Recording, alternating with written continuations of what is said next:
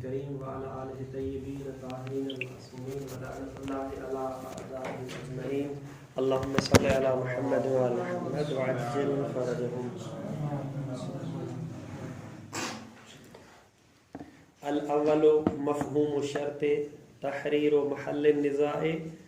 وہاں سے ہم ثانی پہ پہنچے تھے. اللہ تکون مسوقتاً لبیان الموضوع حیث یکون فی التالی منوطاً بشرط علی وجہ یمکن فرض الحکم بدونہ الی آخرہ.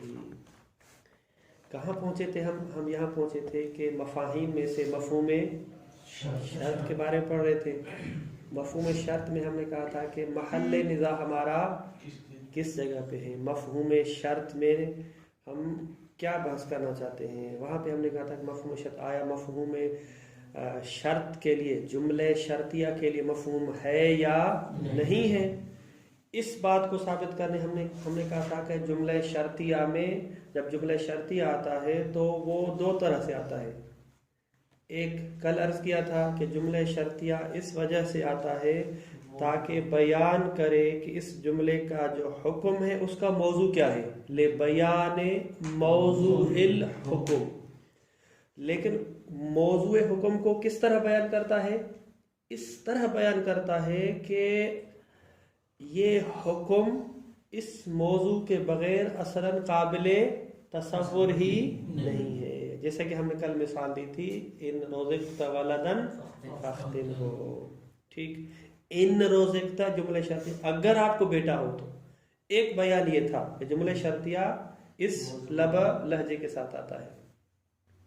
دوسرا جملہ شرطیہ اس لب و لہجے کے ساتھ نہیں آتا ہے کہ بیان کرے کہ موضوع حکم علی وجہ ہے کہ بدون موضوع حکم کا تصور ممکن نہیں ہے. بلکہ بدون اس بیان کے علاوہ بھی آپ تصور کر سکتے ہیں کہ حکم لاگو ہو سکتا ہے موضوع پر. مثال کے طور پہ مثال پیش کرتے ہیں کہ ان احسن صدیقوں کا مثلا اگر آپ کا دوست آپ کے ساتھ احسان کرتا ہے علیکم السلام ورحمۃ اللہ آپ کے ساتھ بھلائی کرتا ہے آپ کے ساتھ نیکی کرتا ہے فاحسن الیہ. جملے شرطیہ میں پہلے کہ ان احسن صدیقوں کا. صدیق یا صدیق کیا پڑھیں گے؟ صدیق اور صدیق میں کیا فرق ہے؟ صدیق بمعنی سچا اور صدیق بمعنی دوست. ان احسن صدیقوں کا. اب یہ جملہ شرطیہ میں ہے اگر آپ کا دوست آپ کے ساتھ بھلائی کرتا ہے تو فاحسن الیہ. اس کی جزا اور تعالی کیا ہے؟ آپ بھی اس کے ساتھ نیکی اور بھلائی کریں. اب اس کا جو لب و لہجہ ہے ایک موضوع ہے اور دوسرا اس پر حکم ہے. تعلیم حکم. حکم کیا ہے کہ آپ اس کے ساتھ بھلائی کریں. اگر آپ کو بیٹا ہو تو اس کا ختان کریں. ایک یہ لب و لہجہ تھا.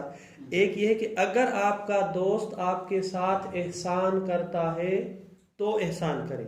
اب سوال یہ ہے کہ ہمارا احسان کرنا آیا حتماً اور حتماً اس کے احسان کرنے پر موقوف ہے یا اس کے علاوہ بھی قابل تصور ہے؟ اس کے یعنی اس صدیق کے احسان کے بغیر قابل تصور ہے یا نہیں ہے؟ یعنی اگر وہ احسان نہ بھی کرے تو بھی موضوع احسان موجود ہے. کہتے ہیں کہ دوسرا یہ لب و لہجہ ہے جملہ شرطیہ کا. دوبارہ فرق کریں. پہلا لب و لہجہ یہ ہے کہ حکم بدون موضوع قابل تصور ہی نہیں ہے. ولد کے بغیر ختان قابل تصور نہیں ہے. یہ لب و لہجہ یہ ہے کہ قابل تصور ہے ممکن ہے. کہتے ہیں کہ یہ جو جملہ شرطیہ ہے اس نہج کا یہ ہمارا مورد بحث ہے. ہم یہاں بیان کرنا چاہتے ہیں کہ اگر اس قسم کا جملہ شرطیہ ہو تو آیا اس قسم کے جملہ شرطیہ کے لیے مفہوم ہے یا مفہوم نہیں ہے. یہ ہمارے مورد بحث میں داخل ہے. واضح ہے. آج اس کو باقی چھوٹی سی ایک دو چیزیں وہ عبارت پہ بیان کریں گے اور تشریح کریں گے. آج آسان ہے. الثانی اللہ تکون مسوقتاً لبیان الموضوع. اللہ تکون کی ضمیر کہاں جا رہی ہے؟ یہ جملہ شرطیہ اس کو نہیں لایا گیا لبیان الموضوع موضوع کو بیان کرنے کے لیے. حیث یکون فی التالی इस तरह के यकूनो कौन यकूनो हैसो यकूनो मौजू के मौजू जो ताली में है, ठीक है, ये जो मौजू है फिर ताली मनूतन बिशर्त अलल व अला वजहिन युमकिन फर्जुल हुक्म बिदूनही, यानी नहीं लाया गया इस तरह के ये मौजू इस तरह हो दायर मदार हो कि वो उस ताली को हम फर्ज कर सकते हैं किसके बगैर, इस शर्त के, इस मौजू के बगैर नहीं, इस शर्त के बगैर, एहसान के बगैर। देखिए है सो यकून फी ताली मनूतन बिशर्त कि वो मनूत हो शर्त अला वजहिन युमकिन फर्जुल हुक्म, हम हुक्म को फर्ज कर सकते हैं बिदून ही बिदून शर्त, शर्त के बगैर। अगर वो एहसान ना भी करे तब भी हम जो है वो एहसान कर सकते हैं। नहव कौलहिम, मिसाल के तौर पे ये उनका कौल है, इन अहसन सदीकुका, अगर आपका दोस्त आपके साथ एहसान करता है, फअहसिन इलैहि इला सदीकिका फइन्न फर्दल एहसान इला सदीके, कहते हैं कि एहसान को फर्ज करना किसके साथ, एहसान दोस्त के साथ, ला यतवक्कफु अक्लन, अक्लन मौकूफ नहीं है, अला फर्द सुदूरिल एहसान मिनहु, कि सदीक से एहसान पहले सादिर हो, वो नेकी करे तब हो सकता है, ऐसी बात नहीं है। फ़इन्नहु युमकिनुल एहसानु इलैहि, जी फ़इन्नहु युमकिनुल एहसान, एहसान मुमकिन है, इलैहि इस सदीक तरफ, अहसना औ लम युहसिन, वो एहसान करे या न करे। अक्ल कहती है कि आप उसके साथ भलाई कर सकते हैं, जरूरी थोड़ी कि हमेशा ज़ैन बिरयानी खिलाए तो फिर जो है सईद बिरयानी खिलाए, पहले भी खिला सकते हैं, वाज़ेह। वहाज़ा नहव सानी मिन शर्तियत हो महल्लु निज़ा फी मसलतिना, ये जो नहव सानी है, ये जो बयान सानी है कज़िया शर्तिया वैसे ये मोरद निज़ा है हमारे मसले में, यानी बाबे राबे में। व मरजअहु इला निज़ाइ फी दलालत शर्तियत अला इंतिफ़ाइल हुक्म इंद इंतिफ़ाइ शर्त, इसका मरजा और मनात ये है, मरजा इसका रुजू क्या है, इसका मतलब क्या है कि यहाँ पे निज़ा है, जुमले शर्तिया दलालत करता है अला इंतिफ़ाइल हुक्म, कि हुक्म मुंतफ़ी है, इंद इंतिफ़ाइ शर्त, कि शर्त के मुंतफ़ी होने से, या दलालत नहीं करता, इसका मज़मून रखें। बिमाना अन्नहु हल युस्तकशफु मिन तबइत तालीक, आया ये बात कशफ की जा सकती है मिन तबइत तालीक, तालीक की तबीयत से, मुअल्लक है ना कि अगर फला बंदा एहसान करे, ये तालीक है, मुअल्लक है,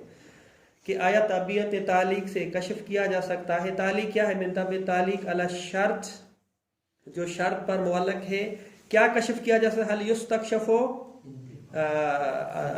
इंतिफ़ाउ नौइल हुक्मिल मुअल्लक, वो हुक्म मुअल्लक जो था उसकी नौइयत ही मुंतफ़ी है या नहीं है। कल वजूब मसलन अला तकदीर इंतिफ़ाई शर्त, आप खुद परेशान हो गए कि ये नौ क्या होगा, इस वजह से मुसन्निफ इन्नमा कुल्ना में उसकी तशरीह कर रहे हैं, लिहाजा परेशान न हो। मुसन्निफ समझ गए कि यहाँ पे मसला है। तर्जुमा दोबारा करता हूँ, बेमाना अन्नहु हल युस्तकशफु मिन तबइत तालीक अला शर्त इंतिफ़ाउ नौइल हुक्मिल मुअल्लक, वो हुक्म जो मुअल्लक था कि एहसान करें, किस पर मुअल्लक था, मुकद्दम पर, ये तो खुद ख़त्म हो गया, लेकिन इसकी पूरी जो है ना वो सिन्फ नौइयत सारी ख़त्म हो गई, वो मुंतफ़ी हो गई या नहीं हो गई। मुसन्निफ कहते हैं कि हमने जो कलमा इस्तेमाल किया है नौइल हुक्म, न कि कहा है शख्सिल हुक्म, दो किस्म हुक्म, एक हुक्म शख्सी है और एक हुक्म नौई। हुक्म शख्सी यानी हुक्म जुज़ी, हुक्म शख्सी यानी हुक्म जुज़ी, हुक्म नौई यानी हुक्म कुल्ली। कैसे, मिसाल के तौर पे मौला ने कहा है कि पहले शख्सी की मिसाल देते हैं, इज़ा अरादल आलिमु अस्सफ़र फलयजिबु अलैहि अन युअती अस्सदक़त, अगर आलिम सफ़र का इरादा करे तो उस पर ज़रूरी है कि सदका दे दें। मिसाल के तौर पे ذہن کی مثال لیتے ہیں. اگر وہ سفر کا ارادہ کل کربلا جا رہے ہیں، ٹھیک ہے، عالم ہے کربلا جا رہے ہیں تو واجب ہے صدقہ دے دیں. ٹھیک. اب یہاں پر ایک موضوع ہے اور ایک حکم ہے. حکم صدقہ ہے، لیکن یہ حکم صدقہ معلق ہے کس پر کہ اگر اغزین سفر کرے تو، یعنی یہ صدقہ مربوط ہے سفر والے عورت سے. ٹھیک ہے، یہ حکم ہو گیا. اب اگر سفر نہیں کرتے ہیں، اگر سفر نہیں کرتے ہیں تو پھر بھی صدقہ واجب ہے. سفر اگر نہیں کرتے ہیں تو صدقہ واجب نہیں ہے. یہ جو سفر والا صدقہ تھا یہ شخصی ہو گیا نا، جزئی ہو گیا نا. ہاں، یہ اگر سفر کریں تو جو سفر والا صدقہ تھا وہ ختم ہو گیا. لیکن آیا صدقہ ٹوٹلی ختم ہو گیا؟ اور کوئی نیت ہے، شادی ہے مثلا، جو ہے وہ کیا کہتے ہیں لجنا کا امتحان ہے، اس کی خوشی کے لیے، باقی تو آیا صدقہ دینا جو اس پر واجب تھا، صدقہ دینا چاہیے تھا، نوع دینا ختم ہو گیا، یا وہ جو شخصی تھا سفر کی وجہ سے تھا وہ ختم ہو گیا؟ دو قسم ہے. یہ تو بات مسلم ہے، سب مانتے ہیں کہ اگر مولا نے کہا تھا سفر کریں تو صدقہ دے دیں، اب سفر نہیں کر رہا ہوں تو یہ جو شخصی تھا حکم یہ تو حتماً منتفی ہے. لیکن بحث یہ ہے کہ آیا نوع صدقے سے جان چھوٹ گئی؟ کسی قسم کا صدقہ، چاہے شادی کا ہو، چاہے لجنا کا ہو، چاہے یا نہیں؟ واضح ہوا. تو دو قسم حکم کی، ایک حکم شخصی ہے اور ایک حکم نوعی ہے. ما نحنو فی میں جو بحث کرنے جا رہے ہیں کہ انتفاع اندل انتفاع کے جملے شرطیہ کے لیے مفہوم ہے کا مطلب ہے کہ جب یہ شرط منتفی ہے تو یہ حکم بھی منتفی ہے. آیا حکم شخصی منتفی ہے یہ بحث کرنا چاہ رہے ہیں یا حکم نوعی منتفی ہے؟ کہتے ہیں حکم شخصی منتفی ہے، یہ تو واضح ہے، اس میں تو کوئی بحث ہی نہیں ہے. جب سفر نہیں کر رہے تو صدقہ نہیں ہے، یعنی حکم شخصی کا منتفی ہونا واضح ہے. بحث اور نزاع سارا کا سارا کہاں ہے؟ نوعی میں. یعنی تمام قسم کے صدقات والی نوبت ختم ہو گئی یا نہیں ہوئی؟ واضح ہے. اب ذہن کی بات سے دے نہ دے الگ مثال ہے، لیکن مثال سے بات واضح ہو گئی. وَإِنَّمَا قُلْنَا نَوْعُ الْحُكْمِ، ہم نے کہا کہ نوع الحکم. کہاں کہا ہم نے؟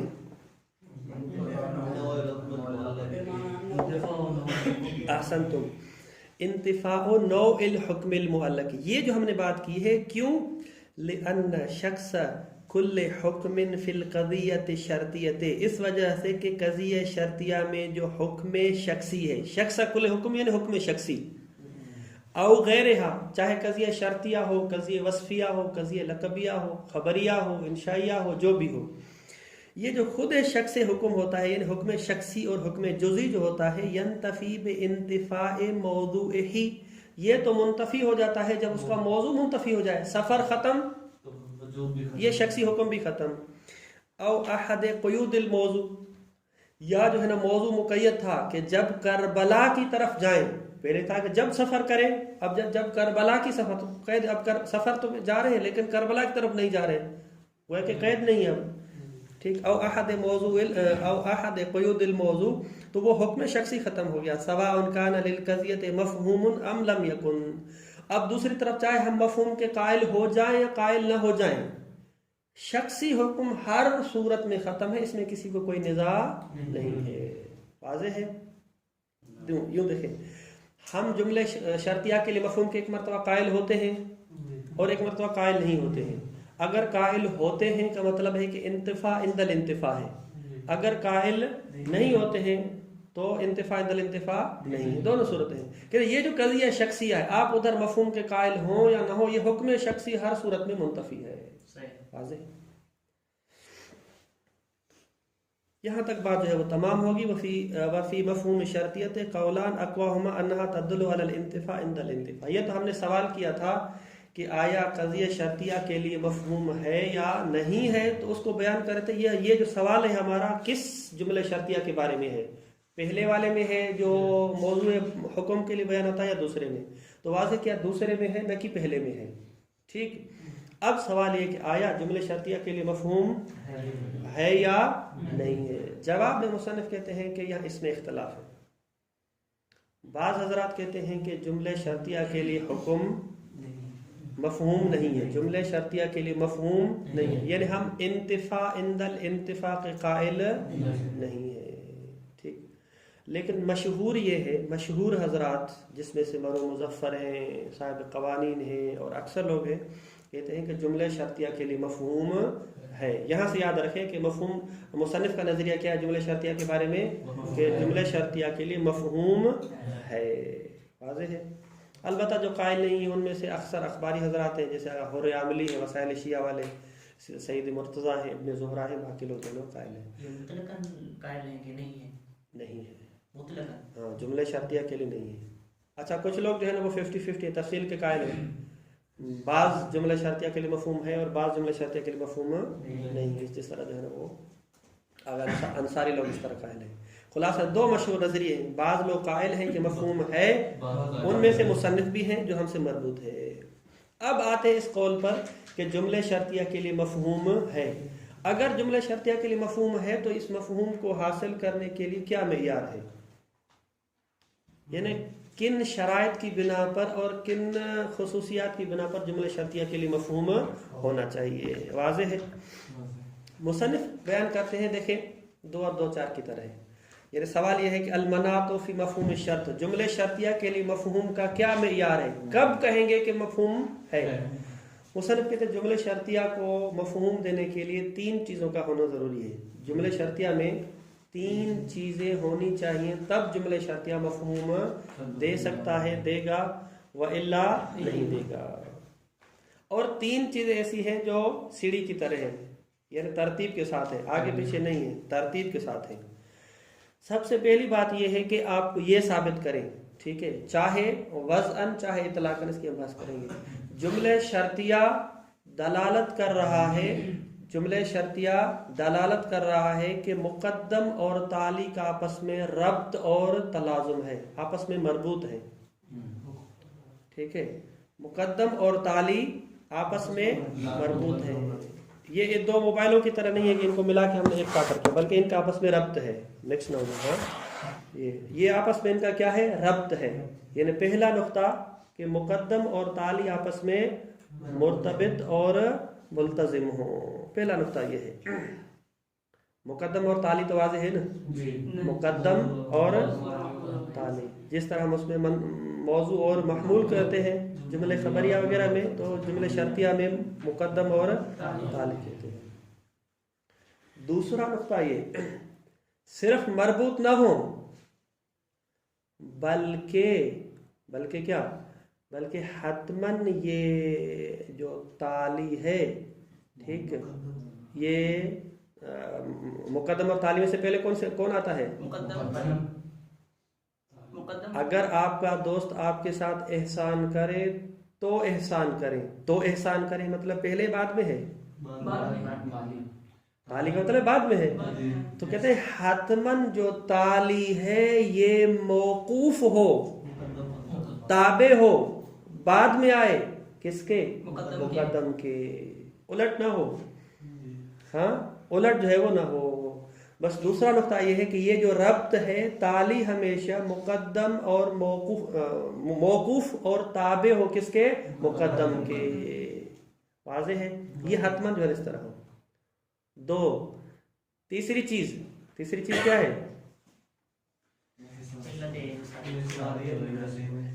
علت انحصاری ہے۔ علت انحصاری کا مطلب کیا ہے کہ یہ جو تالی مقدم کے بعد میں آ رہی ہے، یہ مقدم کی برکت سے آئے، اس کو وجود دینے والا، اس کو حیثیت دینے والا مقدم ہی ہو، مقدم کی برکت سے جو ہے نا وہ آئے، اور صرف جو ہے نا اس کے لیے وجود میں لانے کے لیے ایک ہی وجہ ہو، وہ یہ ہے مقدم، ٹھیک ہے۔ اب آج دوبارہ گنتے ہیں، 3 چیزیں ہیں، مفہوم شرط، جملے شرطیہ کے لیے مفہوم ہونا چاہیے، 3 چیزیں ضروری ہیں۔ سب سے پہلی چیز ربط ہو، ٹھیک ہے، مقدم اور تالی کے درمیان۔ دوسرا تالی موقوف ہو مقدم پر، موقوف ہو اس پر، اس کے تابع ہو۔ 2، تیسری چیز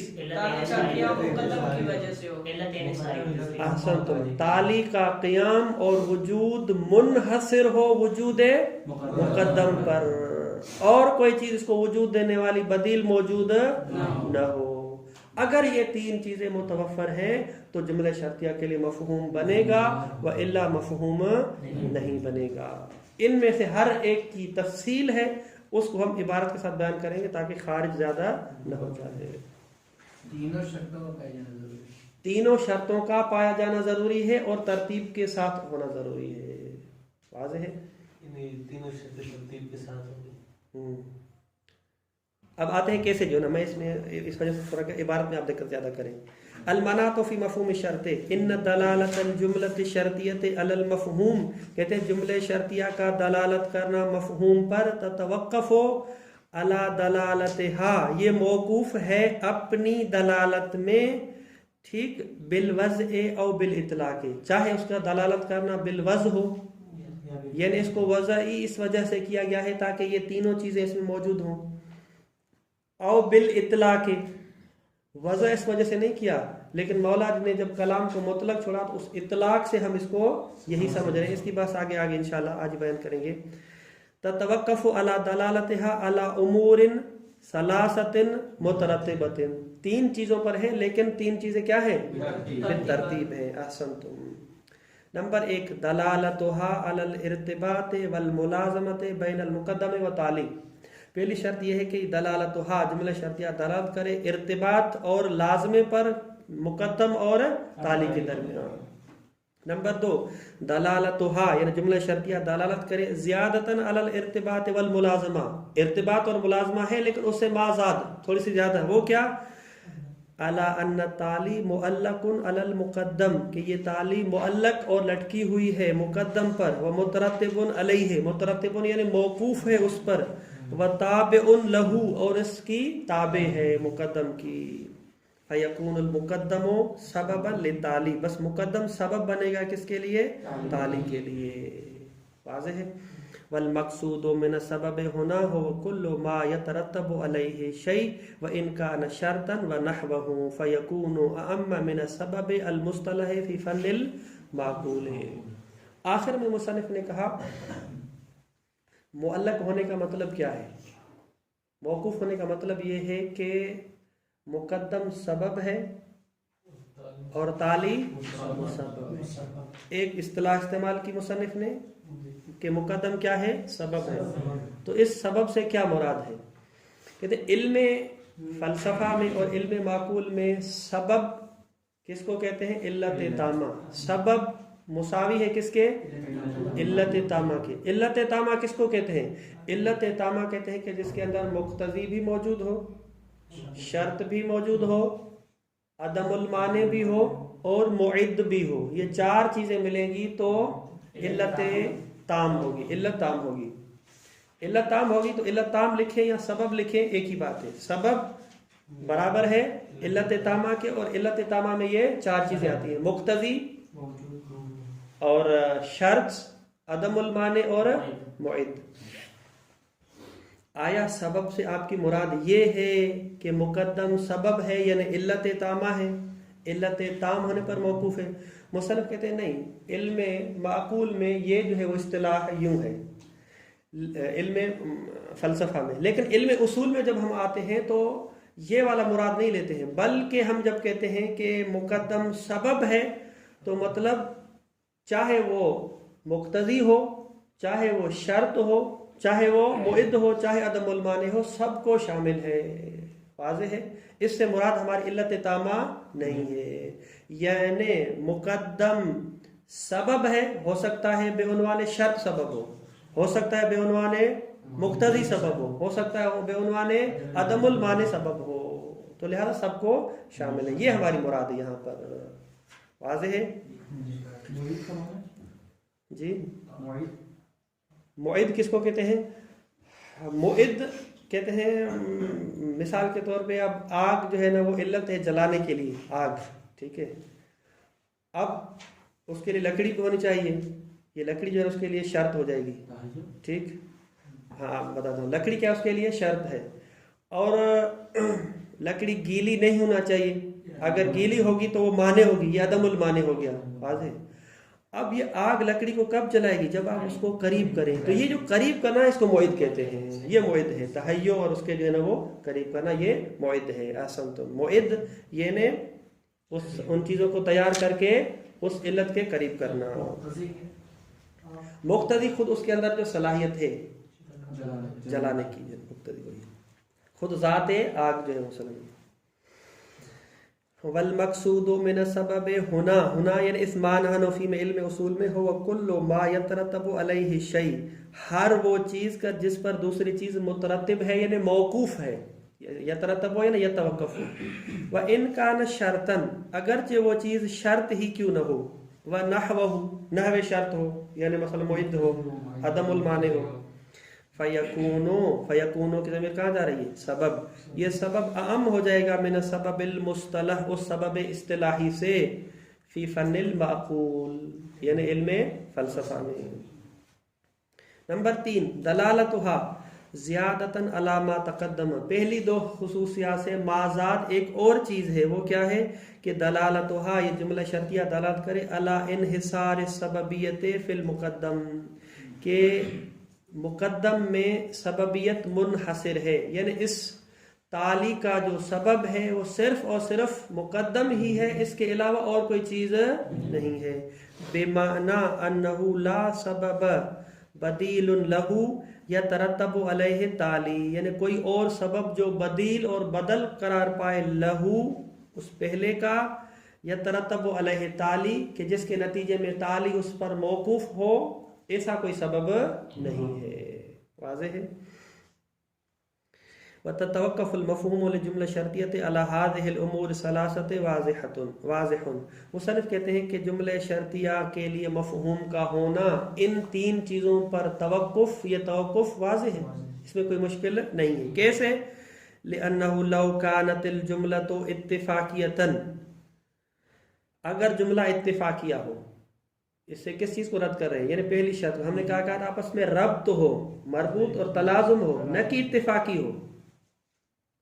اگر اتفاقی ہو، او کانت تعلی غیر مترتبا علی المقدم، یا تعلی جو ہے وہ مترتب اور موقوف نہیں ہے مقدم پر. او کان مترتبا، یا موقوف تو ہے ولکن لا علی نحو الانحصار فیہ، منحصر نہیں ہے. فإنه في جميع ذلك، ان تمام صورتوں میں، لا يلزم من انتفاء المقدم انتفاء التالی، انتفاء التالی، مقدم کے انتفاع سے تالی کا انتفاع نہیں ہوگا.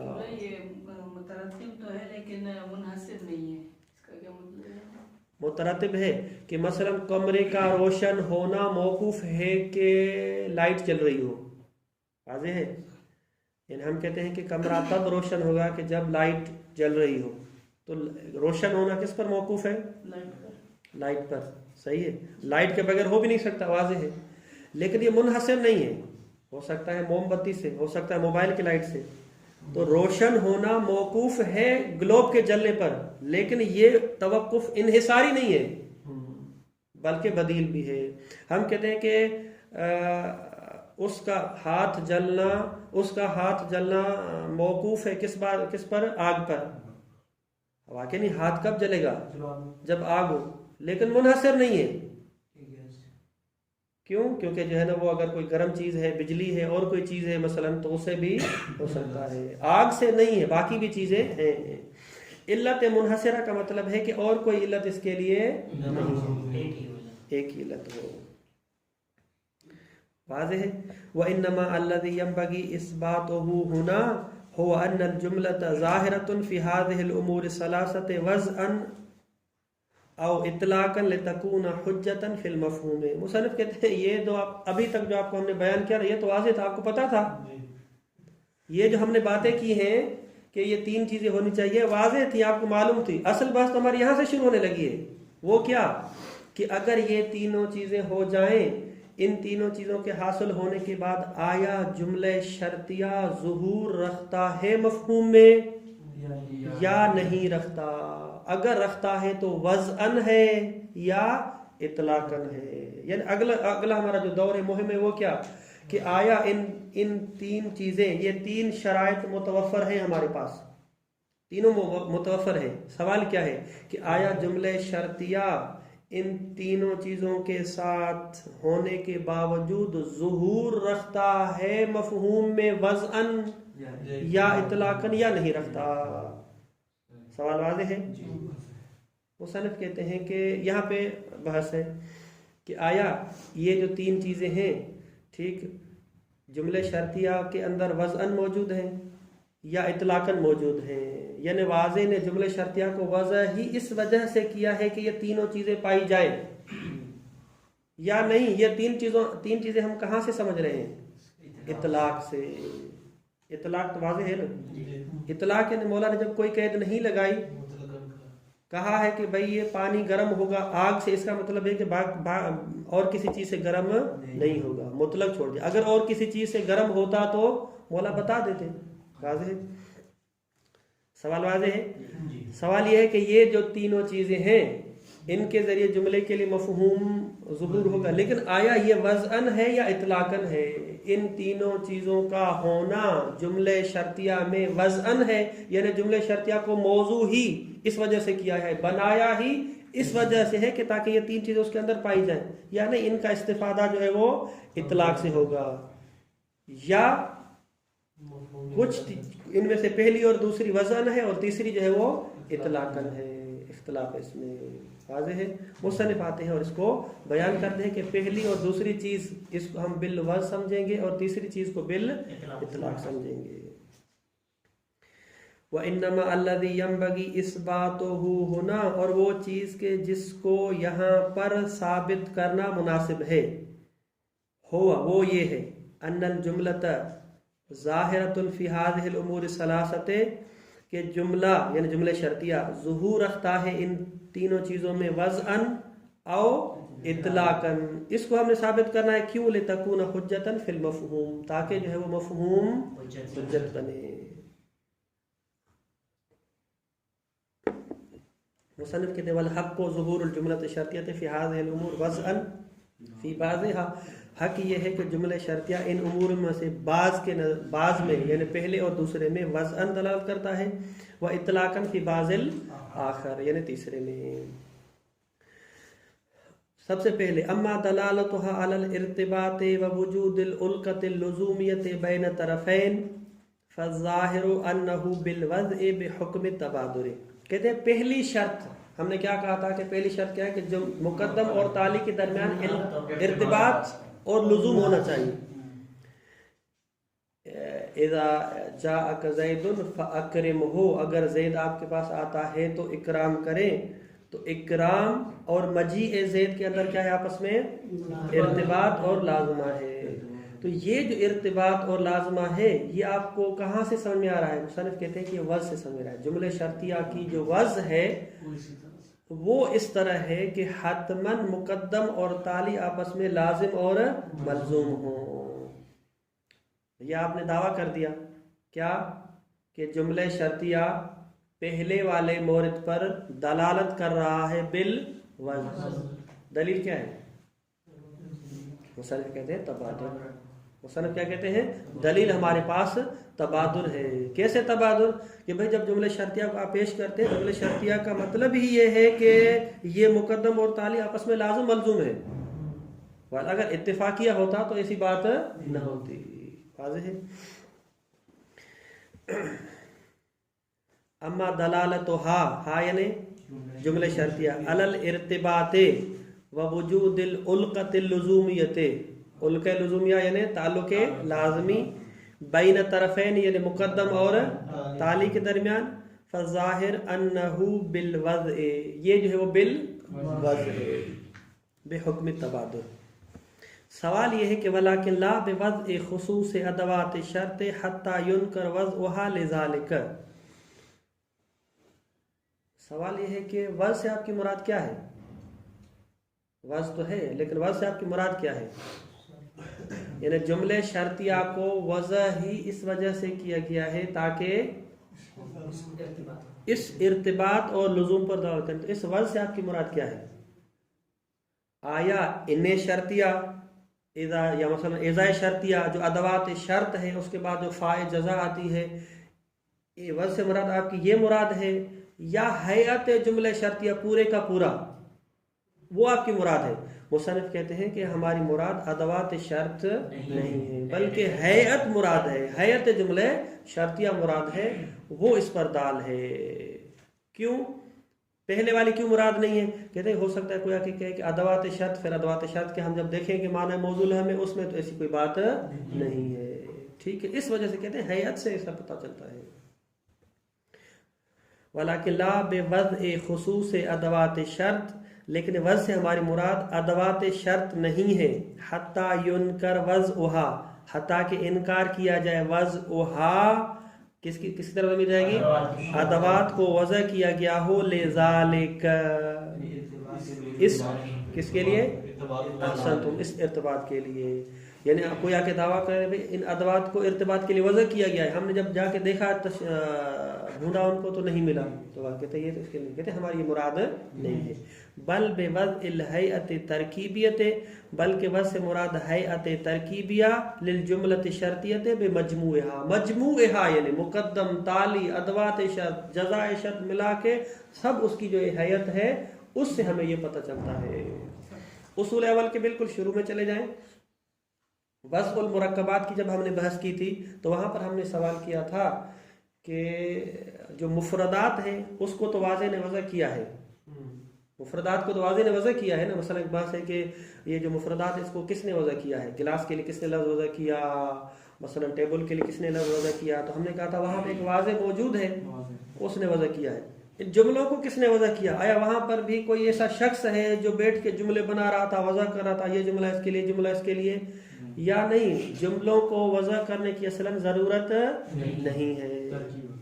ٹھیک ہے, تو وہاں پر ہم نے کیا کہا تھا وضع مرکبات میں؟ ہم نے وہاں پر یہ کہا تھا کہ مرکبات کو الگ سے وضع کرنے کی, حیات کو الگ سے وضع کرنے کی ضرورت نہیں ہے. اب یہاں پر اس وجہ سے اشکال نہیں آتا ہے کہ اگر آپ ادوات کی وضع کی بات کریں گے تو اشکال کریں گے, لیکن حیات کی وضع چونکہ الگ سے نہیں ہے, وہ بالطبع ہے, تو لہذا یہ اشکال وہاں پہ نہیں آئے گا. بل بوضع الہیئۃ ترکیبیۃ لجملۃ شرطیۃ بمجموعها وعلیہ, علیہ یعنی علیہ, اگر یہ جملہ شرطیہ بوضعها دلالت کر رہا ہے ارتباط پر. ٹھیک, اگر ہم مان لیتے ہیں کہ جملہ شرطیہ جو ہے وہ دال ہے کس پر؟ اس ارتباط اور لزوم پر. ٹھیک, یہ جو دلالت ہے بالوضع ہے یا بالاطلاق ہے؟ بالوضع ہو گئی, منتہا بالوضع, نہ کہ ادوات کی برکت سے بلکہ حیت کی برکت سے. لیکن ثابت تو ہوا نا, کیا ثابت ہوا؟ کہ بالوضع ہے. دوبارہ میرے ساتھ آ جائے, میرے ساتھ ہے. ہم نے یہ ثابت کیا کہ جملہ شرطیہ دلالت کر رہا ہے کس پر؟ ارتباط اور علقہ لزومیہ پر, اور یہ دلالت کرنا بالوضع ہے. یہ اس کا موضوع یہی ہے کہ لزوم پر دلالت کرے.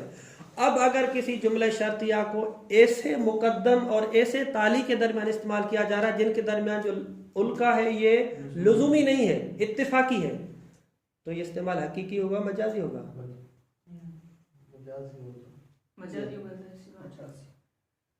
سوال واضح ہوا؟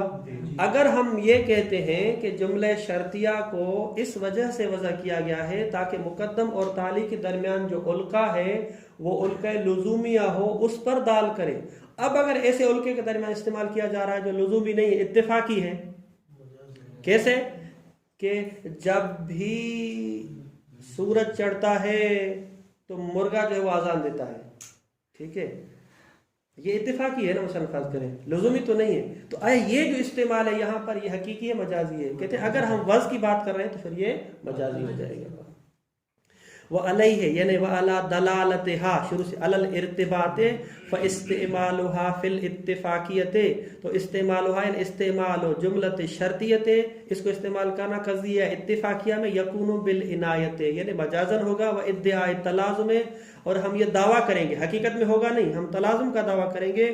والارتباط بین المقدم والتالی اذا اتفقت لهما المقارنۃ فی الوجود, جب دونوں کا جو ہے نا تقارن اور اتفاق ہو جائے وجود میں. جب بھی سورج نکل رہا ہے تو مرغا اذان دے رہا ہے. ٹھیک ہے, ہم کہیں گے کہ بھئی ان کے درمیان جو ہے نا ہم دعویٰ کر رہے ہیں کہ رابطہ جو ہے وہ موجود ہے. واضح ہے. واما دلالتها على ان التعلیم مترتب على المقدم، اس کو کل کے لیے رکھتے ہیں. صلی اللہ علی محمد وعلیہ الطاہرین. عنایت یہ کریں، بالعنایہ مہربانی.